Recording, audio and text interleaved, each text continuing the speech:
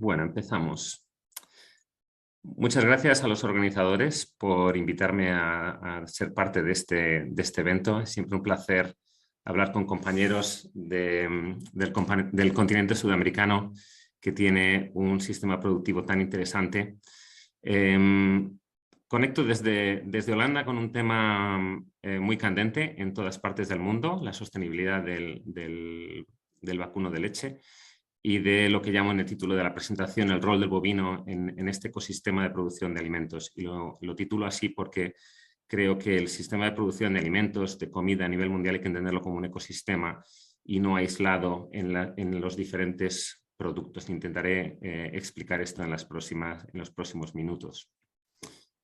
Me conecto desde Holanda, un país con un gran sistema productivo de vacuno de leche, pero con una gran problemática ahora mismo. Lo habrán visto ustedes en los medios. Esta gran problemática en la cual el gobierno decide reducir el 1,5 millones de vacas, 1,6 millones de vacas, en un tercio a solo 1 millón y tenemos estas revueltas de productores que se sienten abandonados por una sociedad que normalmente está muy bien conectada con la tradición del vacuno de leche, con el símbolo del molino, las vacas en el prado. Sin embargo, cuando la presión con los acuerdos internacionales de impacto ambiental aprieta, el gobierno propone reducir la ganadería en vez de los vuelos al aeropuerto o la construcción o la industria.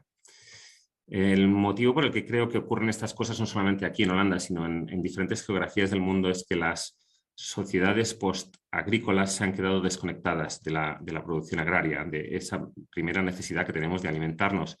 En un ejemplo tan post-agrícola como la sociedad holandesa, solamente el 2% de la población están conectadas con la agricultura, y eso que es una de las naciones mayores exportadoras de productos agrícolas del mundo después de Estados Unidos. A nivel mundial, en los últimos 20 años, la reducción de la población dedicada a la agricultura se ha reducido del 40 al 27%, y este es un proceso que está ocurriendo de una manera muy, muy rápida.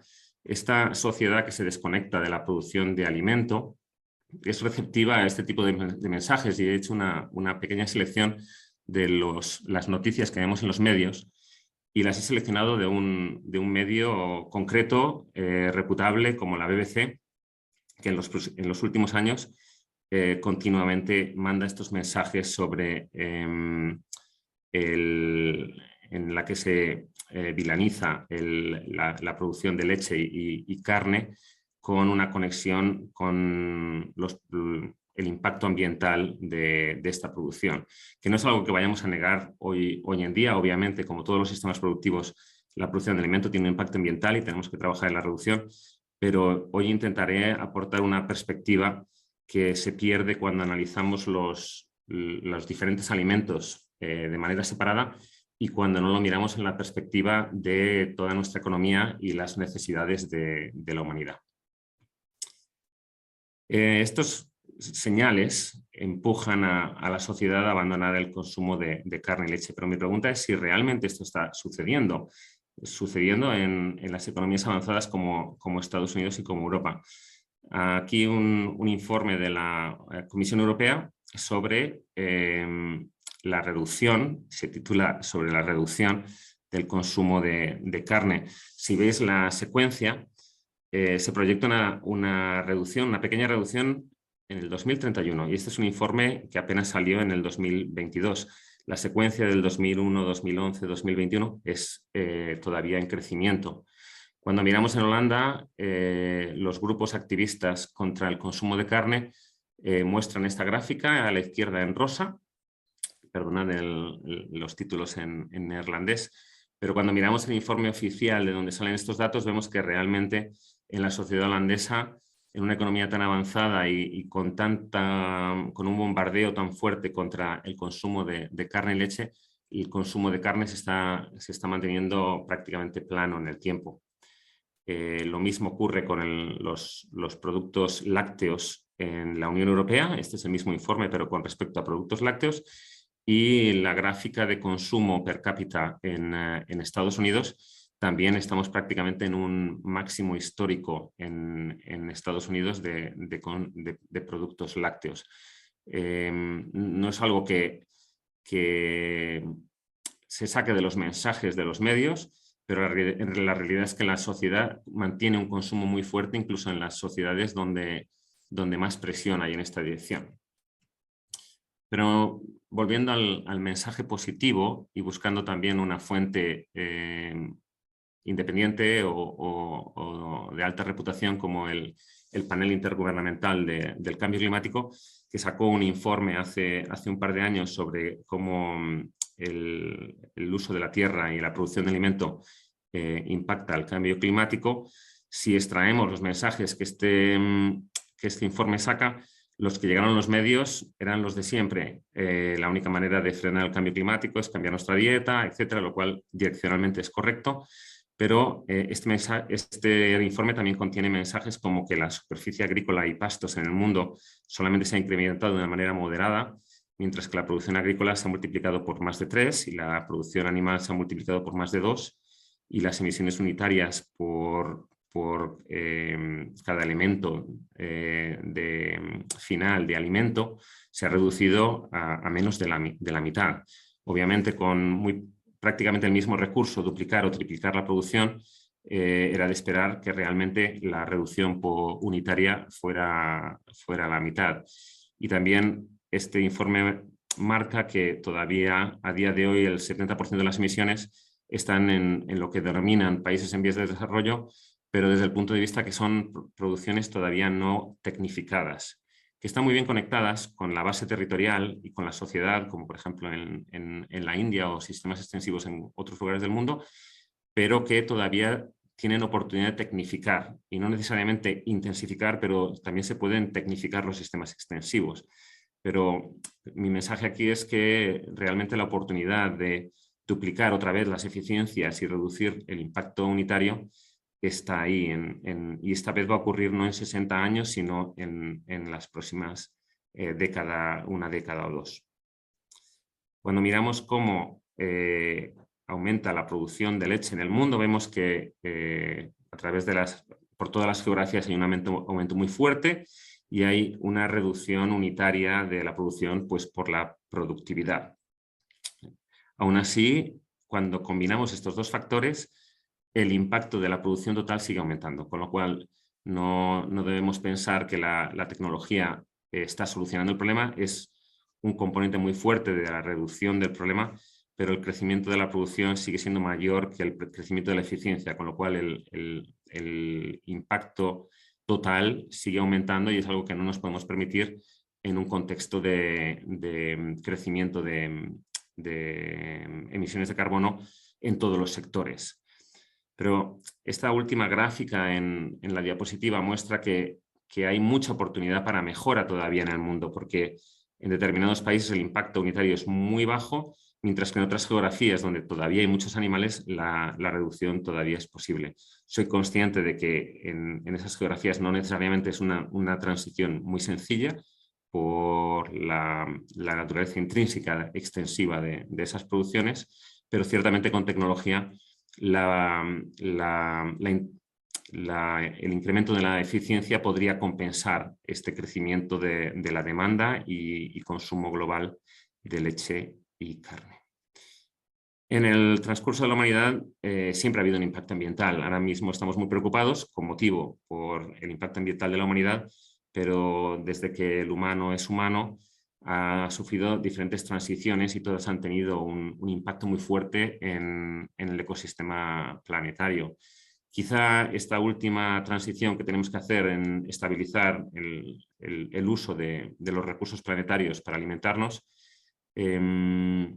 sea la última, porque claro, ya ahora el sistema es global y no tenemos dónde emigrar. Normalmente cuando había tragedias ecológicas por expansión humana en determinados territorios, eso acababa con una emigración. Ahora mismo es a nivel global, no podemos emigrar, tenemos que, a través de la tecnología, llegar a un equilibrio con el uso de los recursos y con las necesidades nutricionales de la humanidad.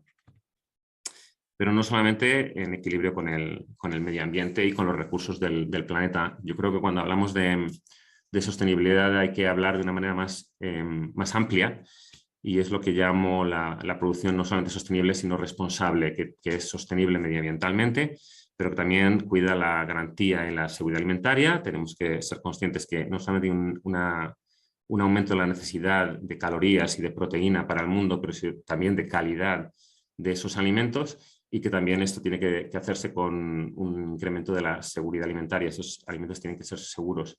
También tenemos que tener en cuenta que esto es un sistema que utiliza animales con los que trabajamos, y tenemos que evolucionar a una relación simbiótica con ellos, no una explotación. Y el avance tiene que también tiene un beneficio para estos animales. Tiene que también tener una justicia en la cadena de valor y en su integración con la sociedad, para tanto los ganaderos como para los usuarios de estos alimentos. Y cuando hablamos específicamente de la sostenibilidad medioambiental, habría que definirla como una ganadería que haga uso de recursos renovables en todos sus aspectos, y que que llegue un momento que tenga un impacto neutro en la biodiversidad, y que no tenga una expansión territorial continua, porque obviamente es un recurso limitado, y que los nutrientes, ya sea el carbono representando la energía como el nitrógeno, fósforo y otros elementos, tengan una circularidad y que en el curso del tiempo no se acumulen en los ecosistemas, o que no desaparezcan de estos ecosistemas, ¿verdad? Como mi presentación tiene la ambición de analizarlo de manera global, me gusta mostrar esta figura de una publicación que muestra dónde están la cabaña bovina mundial, y vemos cómo justo estos animales están donde por motivos culturales hay una conexión con estos animales, o por motivos físico-geográficos hay una disponibilidad de pastos o de praderas, y es donde claramente se acumulan estos animales. A nivel mundial, la producción, los animales sabemos que están o en vuestra geografía, ahí en el cono sur, o en Norteamérica, en Europa y en la India y sus países limítrofes. Ahí es donde se acumulan los animales, y hasta cierto punto la producción. La producción de leche, sobre todo en Europa, Norteamérica y la India; la producción de carne, sobre todo en Latinoamérica, sobre todo Sudamérica, Norteamérica y irónicamente también Europa, aunque tiene una base territorial mucho menor, pero por tradición y uso territorial se puede producir también mucha carne de bovino. Tengo esta diapositiva para explicar a los que nunca han mirado este tema el impacto ambiental del vacuno de leche, y me perdonaréis porque sois todos profesionales del sector, la sobresimplificación, pero yo creo que el valor está en la simplificación del mensaje. Hay que explicar al mundo que una vaca produce metano y tiene un impacto ambiental no solamente de metano, sino en otros parámetros, por existir, por estar viva. Entonces, una vaca seca que no produce leche tiene el impacto ambiental del forraje que consume. Y un animal de 9.000, 10.000 litros solamente consume el doble de materia seca. Los animales de baja producción, que todavía son muy prevalentes en el mundo y en muchos casos por buen motivo, consumen un tercio más de materia seca, de recurso, y producen un tercio que lo que produce una vaca de alta producción. Esto es lógico desde un punto de vista nutricional, pero el mensaje es que realmente hace falta 3 vacas como la de en medio para producir la leche que produce una vaca como la de la derecha. Entonces, con la intensificación se puede reducir el impacto ambiental por litro de leche a la mitad. Y no estoy diciendo que esta sea la única solución, pero que es una oportunidad enorme de reducir el impacto ambiental y producir leche para alimentarlos. Pero, por supuesto, la solución tiene que ser múltiple. No hay una solución mágica para reducir el impacto ambiental, y yo creo que todos estamos trabajando en muchos frentes y vamos sumando los avances. Este es un ejemplo hecho por mis compañeros en la empresa, en las cuales marcan la referencia en la primera columna, lo que llaman el status quo, de una vaca que produciendo una producción muy alta, con una tasa de reemplazo en esa explotación normal, en un sistema intensivo y con una producción normal intensiva, tiene un impacto de 1,2 kilos de CO2 por litro de leche. Si vamos avanzando en reducir el impacto de la producción de alimento, en aumentar la productividad más allá de ese estándar intensivo, reducir la tasa de reemplazo, reducir la edad a primer parto, voy columna por columna, utilizando tecnologías que aumentan un poco la eficiencia de utilización de la materia seca. En este caso, un producto de la empresa que cambia la digestibilidad de la fibra en un 2-3%, poco a poco vamos sumando y llegamos a una reducción bastante marcada. Si además utilizamos aditivos que tengan un efecto directo, como este de nuestros compañeros de industria de DSM que están intentando lanzar, podemos llegar a un impacto combinado muy grande. Mi mensaje aquí es que realmente tenemos que avanzar positivamente, incrementalmente en muchos frentes para reducir el impacto, que no va a haber una solución única y que si nos centramos en una sola abandonamos las demás. Entonces hay que utilizar todas las herramientas que tenemos. El mayor factor, en mi opinión, para reducir el impacto ambiental de la producción de leche es el de la tasa de reemplazo. Los bóvidos tienen una eficiencia alta, esto hay quien no lo ve así, pero la vaca de leche que consume forraje, alimento y produce leche puede ser muy eficiente. El problema es la ineficiencia de lo que requiere crear una vaca de leche y mantenerla en el tiempo.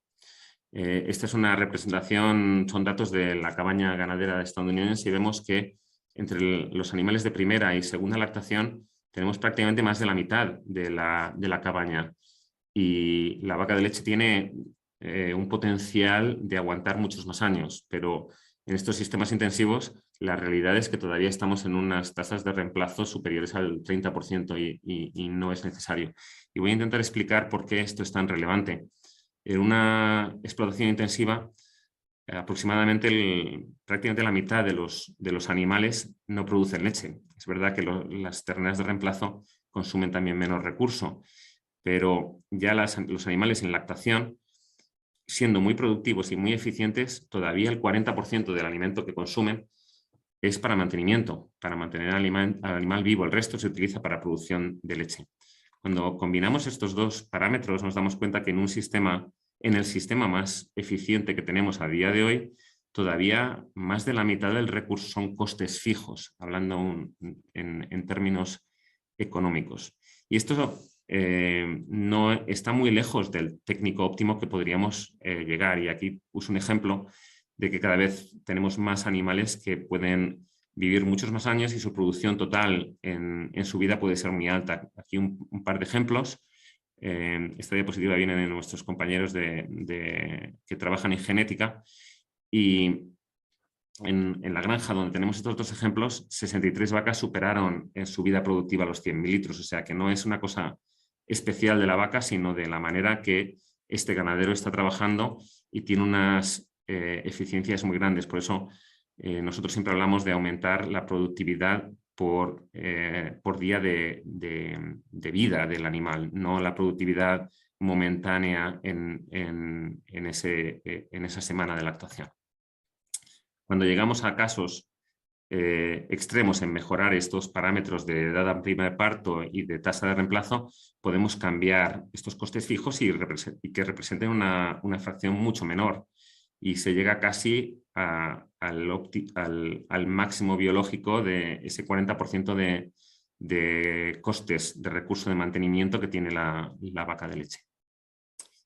En otra manera de representar esto, si tomamos un animal intensivo con 10.000 litros de leche y calculamos un poco la eficiencia en la ganadería entera, bajar la tasa de reemplazo, moviéndonos en estas líneas paralelas hacia arriba o aumentar la productividad, mejora bastante la eficiencia de uso de recurso de materia seca empleada para producir un litro de leche Y prácticamente la mejora que se puede obtener bajando del 35% de reemplazo al 20% es muy parecida a subir la productividad de 10.000 a 12.000 litros. Imaginad entonces la ventaja que sería hacer las dos cosas a la vez, que sería irnos a los 12.000 litros de leche y conseguir bajar la tasa de reemplazo a un 20%. Sé que esto es más fácil decirlo que hacerlo, pero hay ejemplos que muestran que esto no es imposible y la eficiencia por litro de leche aumenta de manera sustancial. Porque hay que mirar la producción de leche, no solamente la eficiencia del animal que estamos alimentando y esta producción de leche, sino también el recurso utilizado para el reemplazo, y ya no solamente en el sistema de leche aislado, sino también esos terneros que nacen para producir leche y que pueden ser utilizados para producir carne. Y vemos ahora en casi todas partes del mundo, en los últimos 5 años hay una revolución de dar una mejor utilización a ese recurso que es ese ternero, para reducir el impacto ambiental de la carne y también diluir el impacto ambiental de la leche de nuestros sistemas de leche. Cuando lo miramos todo junto, si reducimos los costes fijos de la reproducción, tenemos una mejora, conversión de nutrientes con nutrición y con manejo, y luego la eficiencia hasta nuestra cocina, hasta nuestra boca se mejora, reduciendo, por ejemplo, los desperdicios de alimento. El sistema integrado puede mejorar e incrementar su eficiencia de una manera muy grande. Siempre hablamos de que los rumiantes son menos eficientes nutricionalmente. Esto es casi algo que hemos creado los nutricionistas, porque siempre miramos lo que consumen y lo que producen. Materia seca por materia seca, kilo de proteína, kilo de proteína. Y llegamos a esquemas aquí en los que es bien conocido que el pollo puede ser más eficiente, el porcino después, y el vacuno presenta una menor eficiencia. Bueno, mi reflexión aquí siempre, si realmente los rumiantes fueran tan ineficientes ya se habrían extinguido, ¿verdad? Hay que reflexionar cómo los rumiantes han llegado a ser lo que son, y es en su simbiosis con las praderas del mundo y posteriormente en su simbiosis en la relación con los humanos y el sistema agrícola.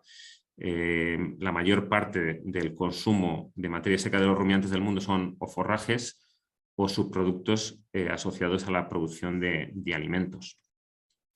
Cuando lo miramos como relación de energía y proteína comestible por humanos y producción de comida comestible por humanos, las eficiencias cambian totalmente, porque no hay una competición por los recursos entre los rumiantes y la nutrición humana.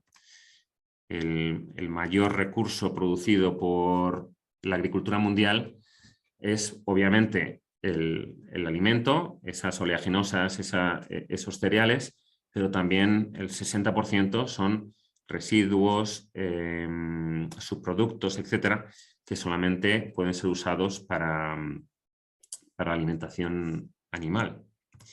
Es curioso, siempre uso esta foto que saqué una vez en el aeropuerto de Ámsterdam, donde un banco local presumía de financiar a una pequeña empresa que hablaba de transformar 250 millones de kilos de residuos orgánicos en algo comestible, algo delicioso.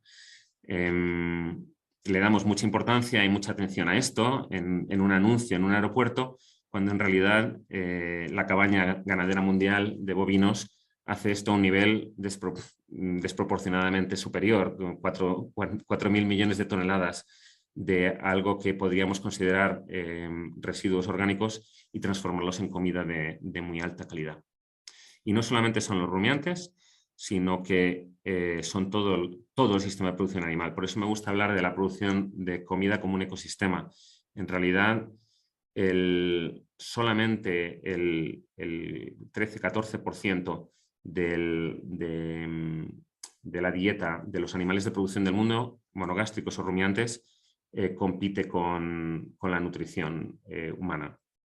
Y esta es la realidad de hoy en día. Estos son datos de la FAO, pero de estos tenemos que sacar que es una cantidad pequeña, pero que además el mundo está preparado para que si alguna vez nos hiciera falta usar ese recurso para producción humana, las dietas de animales podrían reducir más aún esta proporción. El motivo por el que usamos materias primas que se podrían usar para humanos es por motivos geográficos, económicos, que si cambiasen podrían sacar este recurso y llevarlo a la nutrición humana de manera directa. En cuanto a eficiencia de transformación de este recurso en alimento, siempre pensamos que el pollo, el broiler, es muy eficiente, pero no siempre vemos que la vaca de leche es tan o más eficiente que el pollo. He hecho un ejercicio de cálculo muy sencillo aquí, viendo la cantidad de proteína que consume una vaca de leche ya en lactación, sin considerar el reemplazo, los factores fijos que hablaba antes, y cómo la proteína para nutrición humana aparece en esa leche, porque el 100% de la proteína que produce una vaca es comida, mientras los nutricionistas estimamos cómo un pollo retiene proteína, no es realmente producción de proteína para alimentarnos, porque del pollo entero hay una fracción muy grande, pero no total, de proteína comestible. Cuando calculamos el caso para una vaca o para un pollo, vemos que realmente las eficiencias son muy parecidas. Sale el número muy parecido, pero por supuesto con la productividad mayor o menor de una vaca o de un pollo, los números pueden ser de una manera o de la otra, pero mi mensaje aquí es que no están operando en ligas diferentes, están jugando al mismo nivel. Y de todos los sistemas de producción animal, probablemente la producción de leche es el que más asemeja a un ecosistema, porque casi todos los sistemas de ganadería de leche del mundo, que son muy diversos, casi todos están siempre asociados a una producción de forraje y a una circularidad de nutrientes que no existe en otros sistemas de producción animal. Pero no es tan excepcional porque también los otros sistemas de producción animal están siempre conectados con los sistemas de producción vegetal y todos juntos forman un ecosistema del cual salen nutrientes hacia la humanidad.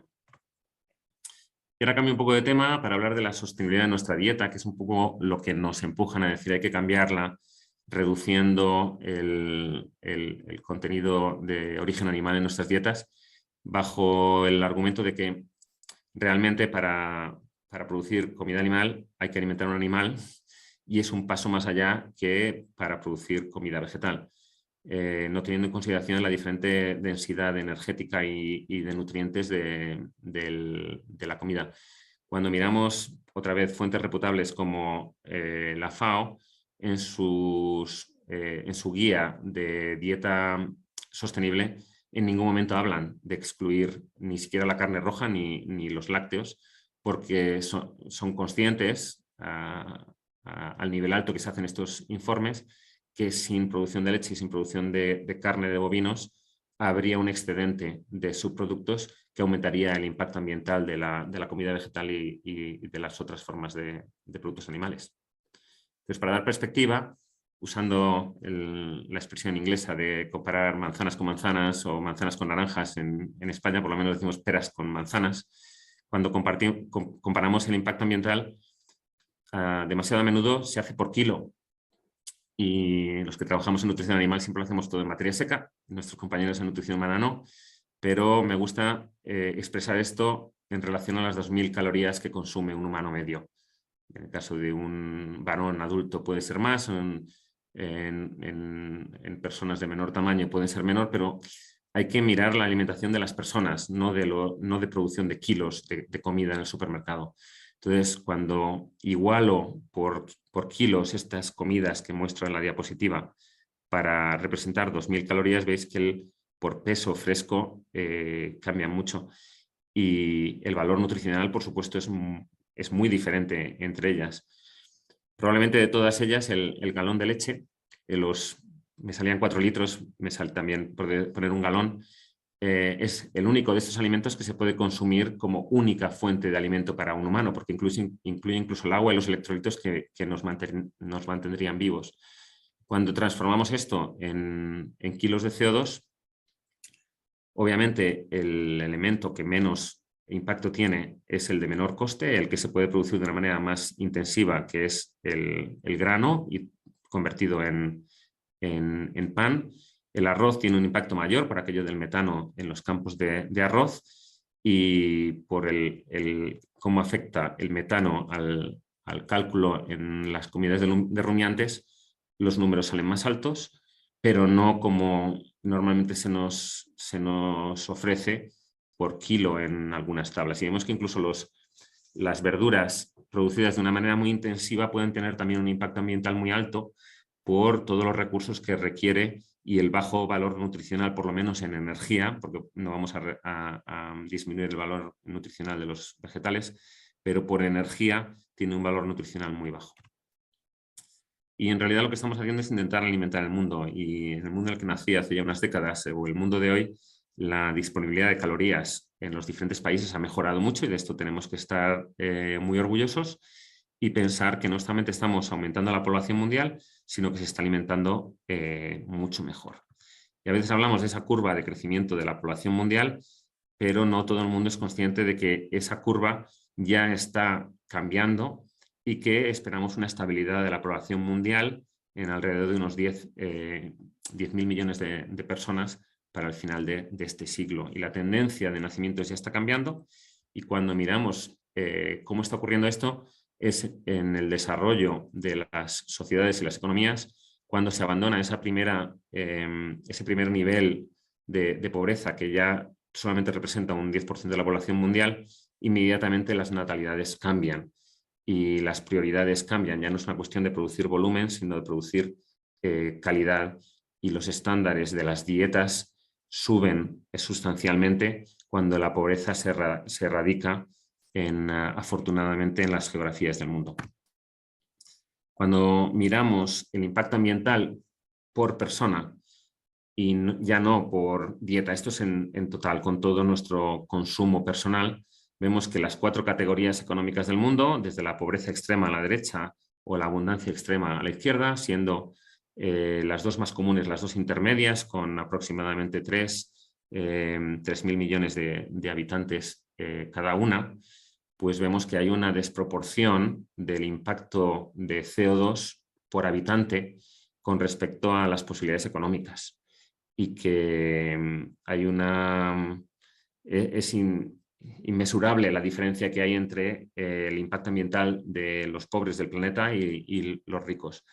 Por supuesto, los pobres y los ricos no están necesariamente en determinados países, todos los niveles están representados en todas las geografías, pero también lo podemos hacer por región, y vemos un aspecto muy parecido en la diversidad del impacto personal. Y introduzco esto para ver cómo podemos afectar el impacto ambiental total de nuestra vida a través de modificar nuestra dieta.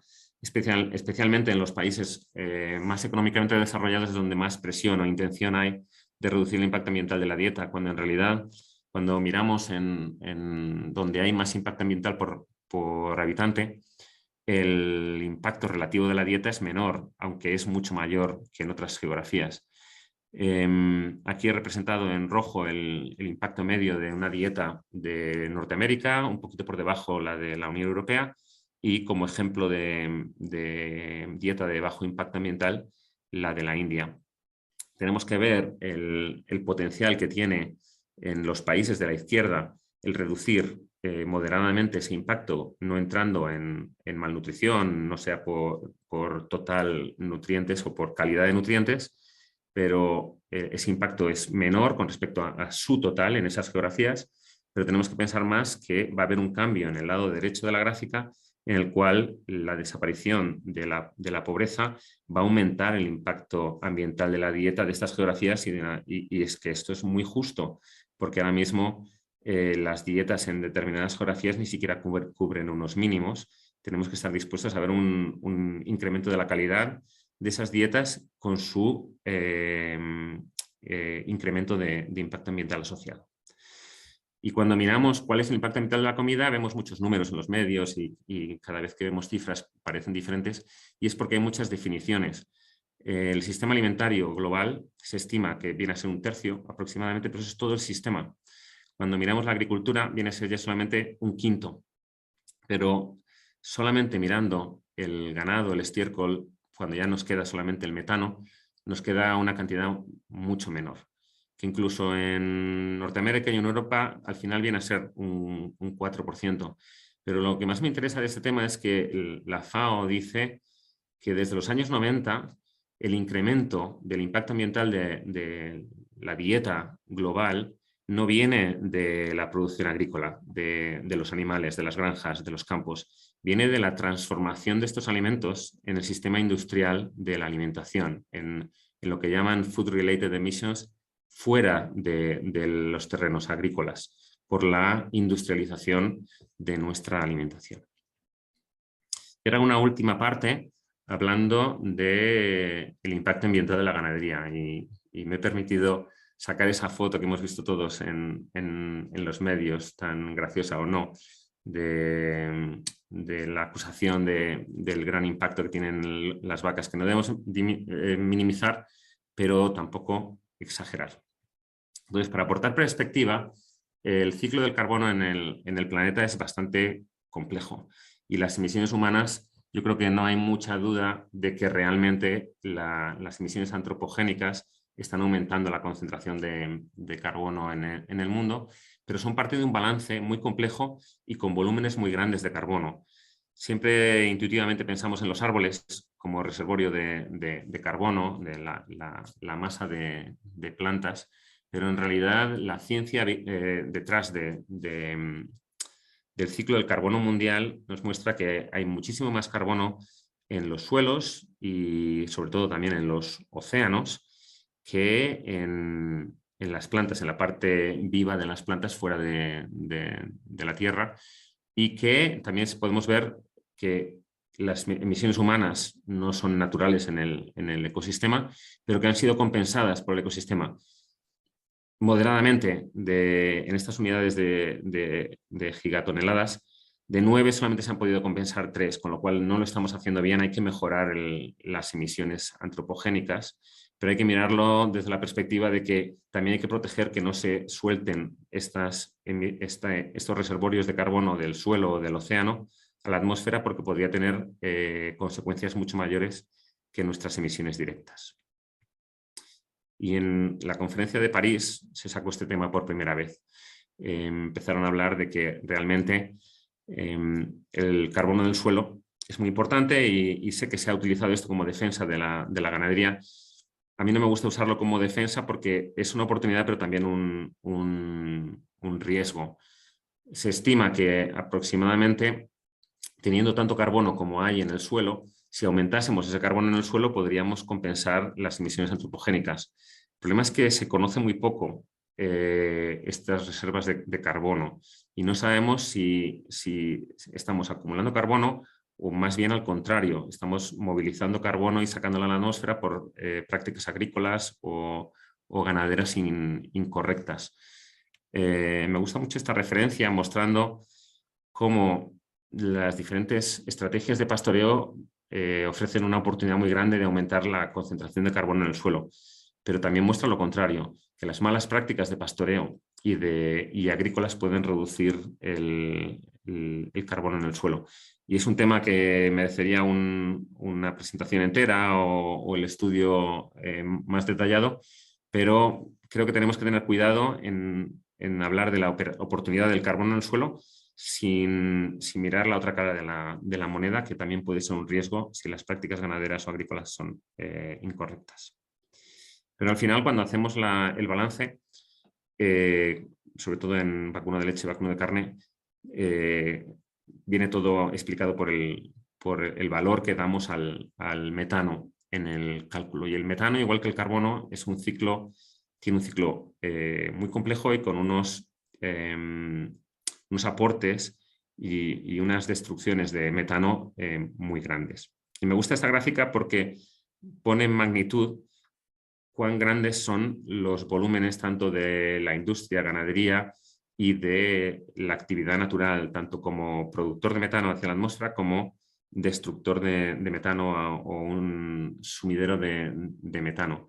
Otra vez aquí vemos que el balance perdido es en magnitud muy pequeño, y cuando lo comparamos con las estimas de metano total en el mundo, que vienen a ser unos 90 teragramos, el exceso, sea falta de balance, ese incremento que tenemos de metano en la atmósfera, viene producido, o se estima que viene producido solamente por 10 teragramos. Si realmente redujésemos en un 10% las emisiones globales de metano de ese billón de vacas que hay en el mundo, realmente, teóricamente, podríamos llegar a ese balance. Pero cualquiera de estos capítulos, ya sea por incremento de la destrucción o por reducción de la emisión, podrían compensar esto. Y os digo esto porque en realidad siempre tenemos una ambición de reducir, de emitir cero metano, cuando en realidad lo que hay que conseguir es una reducción y un no incremento del metano, y no abolir el metano que producen los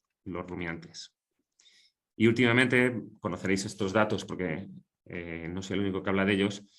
Este grupo de Oxford ha hecho una propuesta, un análisis matemático de cómo estamos calculando el impacto del metano, cuando en realidad, pensando en el horizonte del tiempo que aguanta el metano en la atmósfera, esto deberíamos analizarlo de una manera diferente cuando se trata del cálculo. En realidad, porque el metano tiene una vida corta, podemos producir más, pero también se destruiría más. La acumulación viene solamente en los años que ese metano aguanta, con lo cual, igual que el carbono se va aumentando en el tiempo a cualquier nivel de emisión, el metano se mantendría constante a un nivel diferente a casi cualquier nivel de emisión.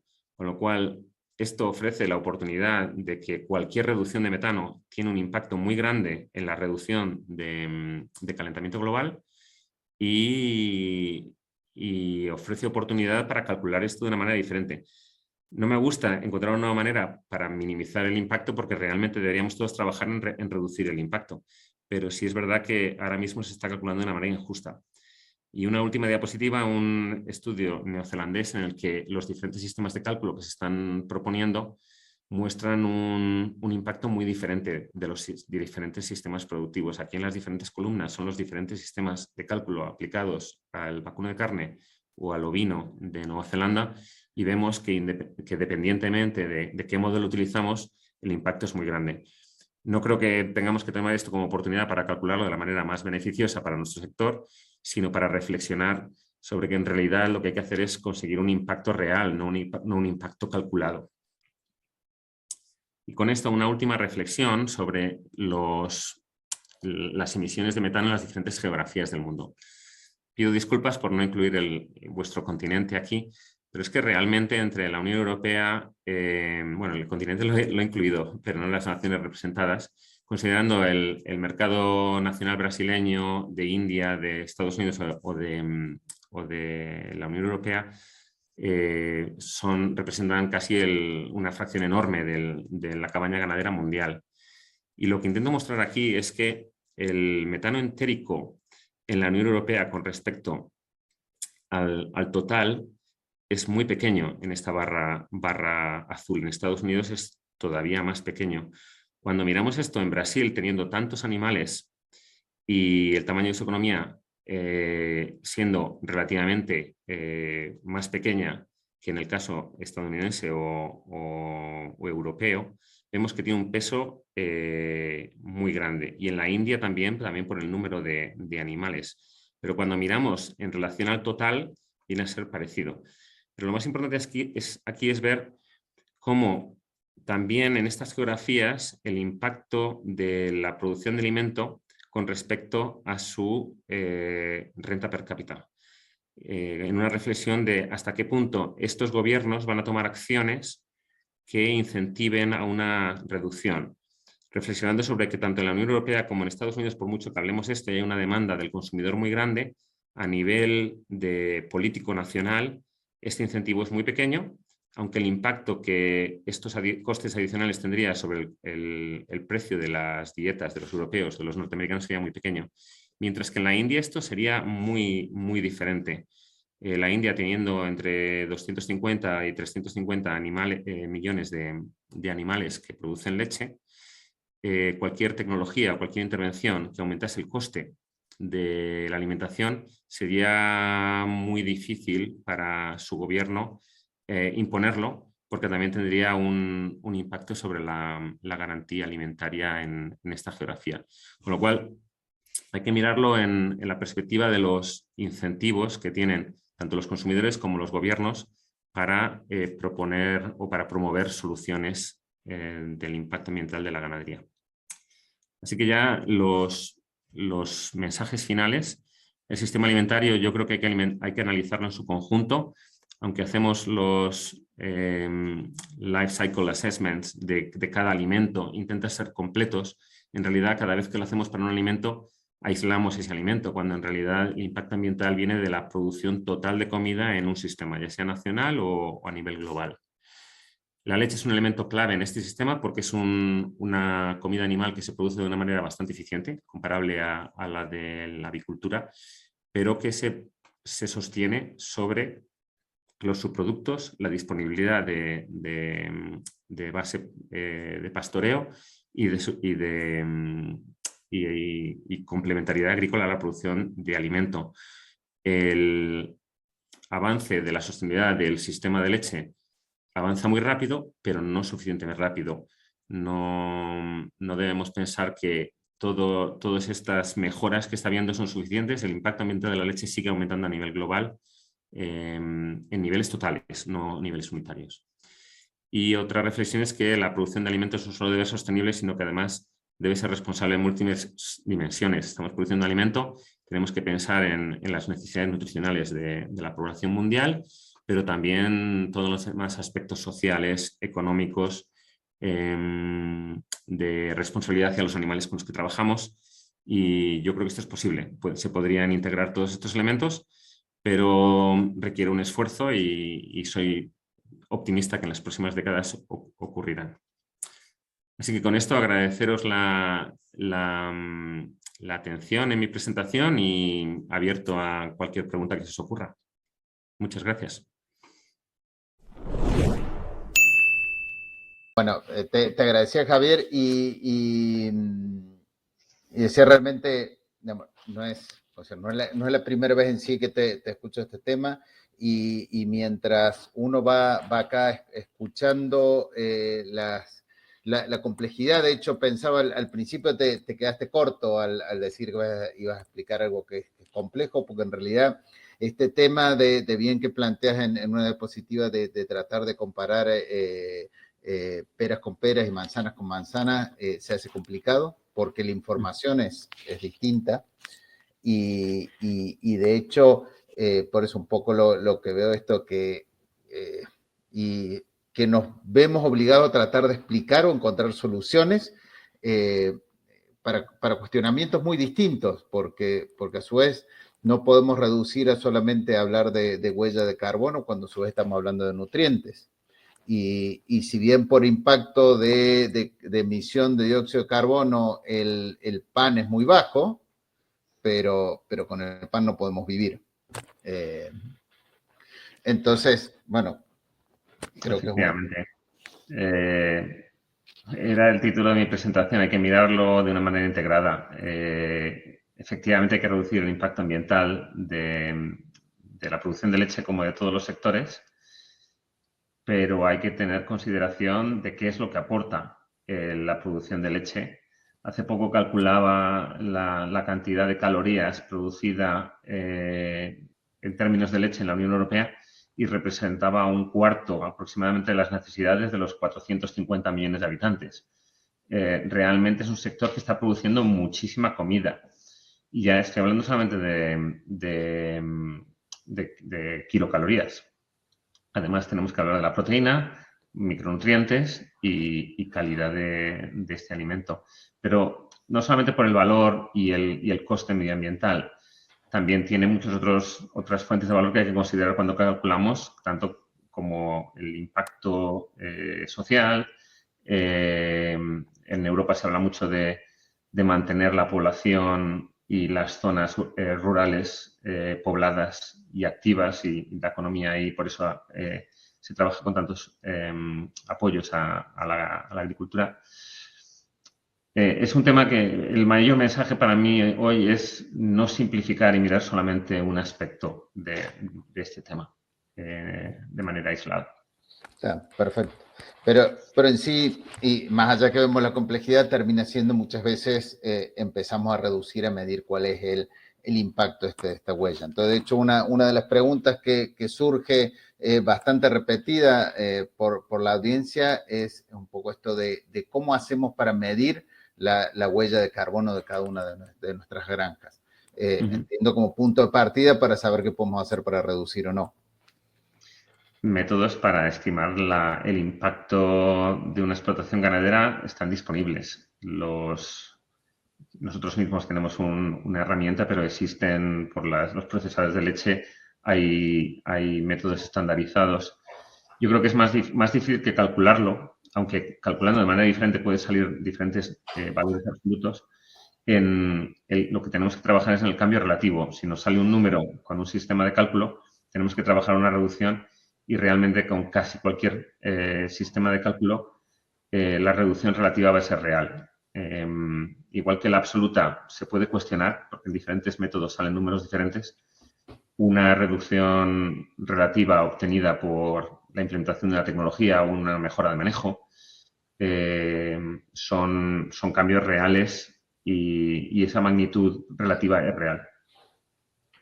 Entonces, pero, o sea, la idea, hay distintos sistemas para calcular. Básicamente el tema es ir valorizando cuáles son las entradas y cuáles son las salidas.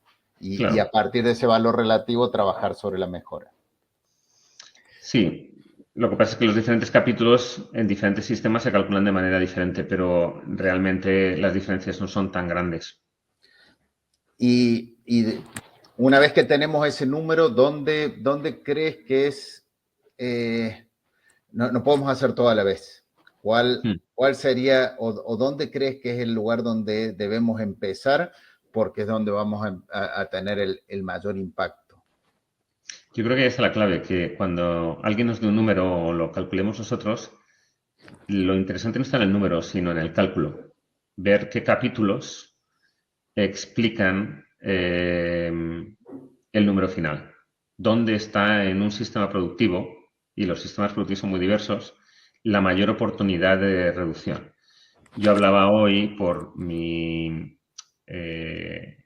normalmente hablo de esto en sistemas muy intensivos, la oportunidad en el sistema más intensivo en Norteamérica, Europa o las granjas muy profesionales en Latinoamérica, la oportunidad, en mi opinión, es reducir la tasa de reemplazo y optimizar la recría. Porque ahí se están emitiendo, hay unas emisiones que no están asociadas directamente con la producción. Por supuesto, subir la productividad en granjas donde la productividad todavía no es muy alta es la mayor oportunidad. Entonces, si estamos hablando de productividades medias, siempre subir la productividad unitaria es la mejor solución.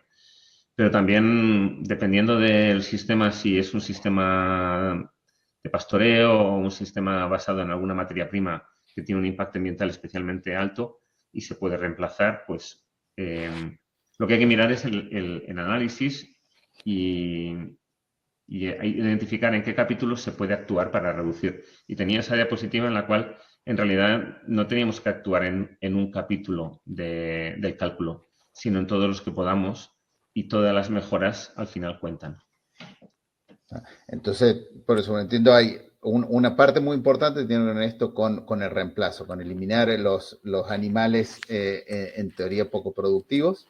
Eso tiene que ver mucho con manejo y decisiones de alimentación, pero también entiendo, y parte has mostrado, tenemos oportunidad de insumos o aditivos que nos permiten bajar. Y en ese sentido, ¿cuál sería la estrategia o cuál sería la forma para poder reducir el impacto a través de aditivos o de insumos? Bueno, en mi opinión, la mejor oportunidad a nivel global es la tecnificación del sistema productivo, porque ahora mismo es ineficiente sin necesitar serlo, porque todavía hay muchos animales que no están expresando su mayor potencial y porque incluso en los sitios donde tenemos animales de muy alta productividad todavía no estamos recriando los mejores animales de la mejor manera y el mínimo número de recría.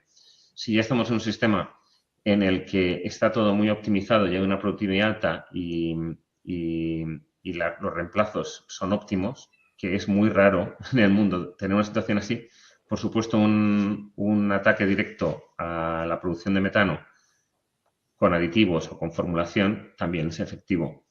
Las opciones dentro de los aditivos se están estudiando muchas, pero hay muy pocas tangibles como para meter en una dieta hoy mismo. Pero ya están llegando, todos lo sabemos, tenemos a DSM sacando su producto y hay alternativas probablemente menos estudiadas o validadas, pero que también están avanzando, y yo creo que en unos años habrá varias opciones que se puedan usar. Pero eso no debería desviarnos la atención de que realmente a nivel global la oportunidad está en la profesionalización, tecnificación del sistema. Y lo que es interesante creo acá es cuando hablamos de tecnificación no implica el intensificar de a lo mejor tabular en sí, sino el de trabajar maximizando el recurso, ya sea, porque una de las preguntas, por ejemplo, habla de ganadería regenerativa. Me salía al presentar, claro, hablando a vuestra geografía, realmente la tecnificación no es necesariamente una intensificación, porque el pastoreo puede ser una manera sostenible no necesariamente intensificada. Pero yo, sin ser un experto en leche en pastoreo, soy consciente que el pastoreo puede tecnificarse y las eficiencias se pueden incrementar muchísimo. Se ve en vuestra geografía, en Nueva Zelanda, allá donde se produce leche a pasto, suele haber buena oportunidad para intensificar, o sea, para intensificar la producción por hectárea, por ejemplo, o a través de diferentes tecnologías, que la simple intensificación de meter más concentrado, como lo entendemos en el hemisferio norte, ¿verdad? Está bien claro. Y entonces acá la idea es trabajar, digamos, bueno, no tenemos que olvidar que no solo tiene que ver con el impacto ambiental, sino mantener la sustentabilidad de nuestras producciones y a su vez más. La económica, ¿verdad? La económica. La económica, social, efectivamente. Y una parte también creo muy importante mencionaste que tiene que ver con la seguridad alimentaria.